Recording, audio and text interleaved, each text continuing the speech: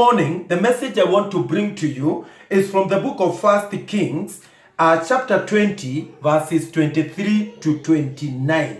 The book of 1 Kings, chapter 20, and verse 23 to 29. And the message that I have for you this day is that our God is the God of the valleys and also the God of the hills. He is the God of the valleys of life, and He is also the God of the hills. When we are climbing mountains, when we are at our peak, He is still our God. So I want to request you to read with me the Bible in the book of 1 Kings chapter 20 and verse 23. This is what the Bible says. Then the servants of the king of Syria say to him, their gods are gods of the hills. Their gods are gods of the hills.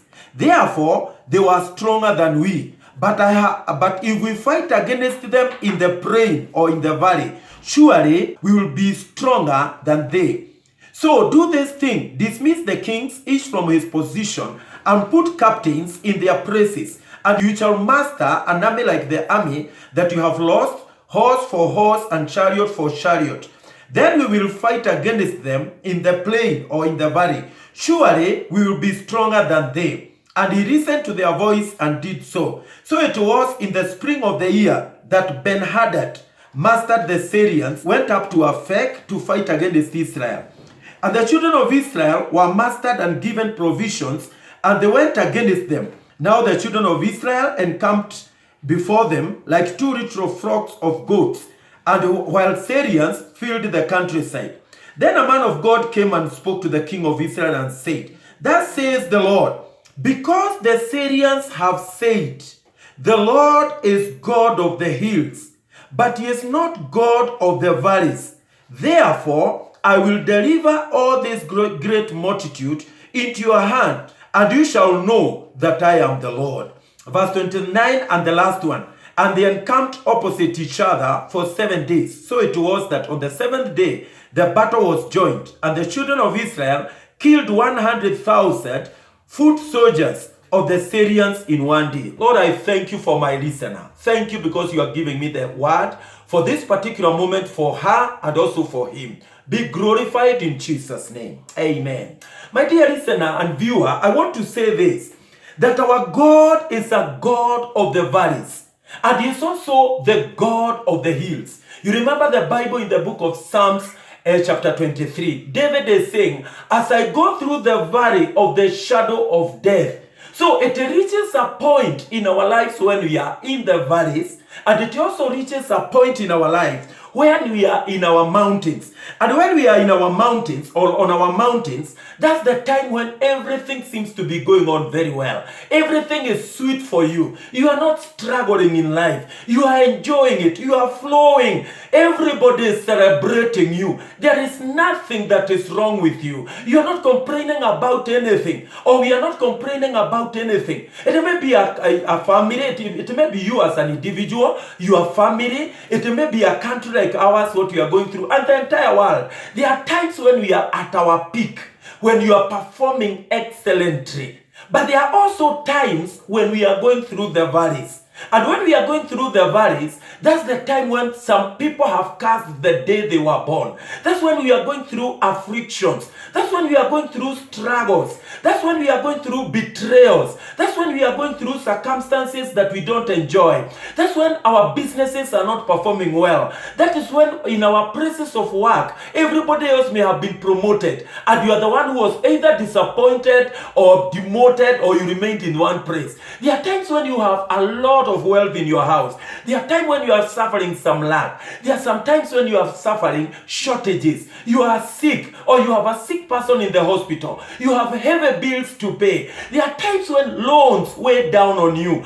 Those particular times, they are the times when that are referred to as going through the valley. David says, when I go through the valley of the shadow of death, God is going to be with me. This morning I want to declare that our God is a God of the hills or the mountains, and He is also the God of our valleys. Even when we are going through the valleys, this God is still our God. Do not forget there is a promise that I shall be with you always up to the close of the age. The story that we are reading here in the book of 1 Kings chapter 20, there was a war, there was a battle between the children of Israel and also the Syrians. And the Syrians, they had gathered all their friends. They had about 32 kings together with their armies that were together to fight the children of Israel. And so the king of Syria sent a message to the king of Israel. He was called Ahab by that time. And he told him, listen, I want your wives. I want your children. I want even gold in your house. I want even silver. And the king of Israel said, yes, I'll give it to you. And then this king of Syria was not contented with that. He sent another message as the second time. You can read all that in 1 Kings chapter 20. He told him, now listen, it's not just that. I also want to come and ransack. I want to go and search your house. Whatever will please me, I want to take it away. And then the king of Israel wondered, surely, this king, together with the 32 kings, with him and their armies, in the hundreds of thousands, they want to come and destroy the whole of Israel. King Ahab consulted the elders and the people. And the children of Israel said, no, we are going to fight him. We are going to fight these people. They are numerous. They are in hundreds of thousands. They have 32 kings on their side. And so, when the children of Israel and their king decided to go and fight them, it was a difficult moment because they were fewer in numbers. They didn't have chariots. They didn't have what the other group had. And so they decided to attack them first. What happened is that when the children of Israel with their king attacked the Syrians, they were able to fight them, to destroy a lot of their property. And so the Syrians, they went back and they said, the children of Israel have beaten us because the battle that we fought when we ourselves were in the valley with them. Let us try the mountains. And when we try the mountains, we will be able to defeat them. So they went, regrouped, and they came back. And they wanted to fight them. This time, when they are in a different location, not in the valley, but on the hills. But the word of the Lord came to the king. He told him, listen, I am not a territorial God. I'm not a God who is confined to valleys. I'm not a God who is confined to hills. I'm not a God who is confined to plain, to areas that are plain. I am a God of all places. When you go down in the valleys, I'm there as God. When I go back to the hills, I'm there as God. Whichever place, whichever part of the world, I am there. This morning I want to declare and decree that whether you are in the valley or whether you are in the hills, you are going to be victorious in the name of Jesus Christ. I know your enemies, they are looking at you. You don't have money. They have money. You don't have the title. They have titles. You don't have a godfather. They have godfathers. May I declare that they have godfathers, but you have God as your father. Therefore, they are going to bow in the name of Jesus Christ. May I declare that you may not have a lot of stock in your store. You may not have a lot of money in your account. You may not be having a big house to celebrate. And then they are bigger than you. They have more than you. But even with the little that you have, together with God with you in that valley, He is going to grant you victory. And the whole world will recognize that your God is able to give you victory, whether you are on the hill or whether you are on the valley, whether your things are doing very well or whether you are going through difficulties of life. May I declare to you this morning, my brother, my sister, I don't know what situations that you are going through. I don't know what your church is going through. I don't know what our country is going through. For sure, many people know that as Kenyans, we don't have a lot of wealth. We don't have a lot of money in the accounts. So they are wondering, surely, even with this scourge that has come, even with these threats that are ahead of us, how are we going to survive? May I declare that we are going to make it. Because our God is God when our things are doing very well financially, and even when our sharing has really come down. It has depreciated. It has been devalued, which means the cost of goods and services has gone up, which means that sometimes even inflation may have increased. With the money you have, you're not able to buy so many things because the sharing is not very strong. There is no export or import. I mean, there is nothing. Everything has ground to a halt. Even in this time when things have ground to a halt, may I declare that our God is God, even when we are in a valley. Right now we are in a valley. Everybody knows we are in a valley. Everybody appreciates the fact that I am in a valley, and you are in a valley. You are not on a hill. These children of Israel, the Bible says when the Syrians went and they regrouped, and they came together in thousands, God had already spoken that these people, they have despised me by calling me either a God of the valley or a God of the hill.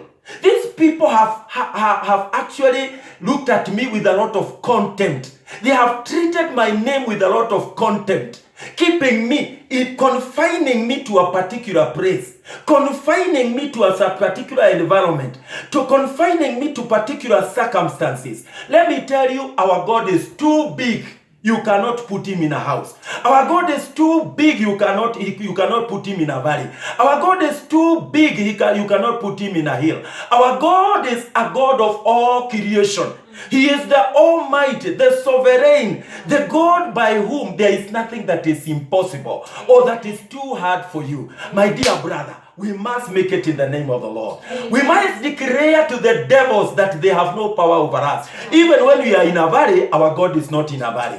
Even when things seem not to be adding up. Do you know sometimes you can work on situations and the things don't add up?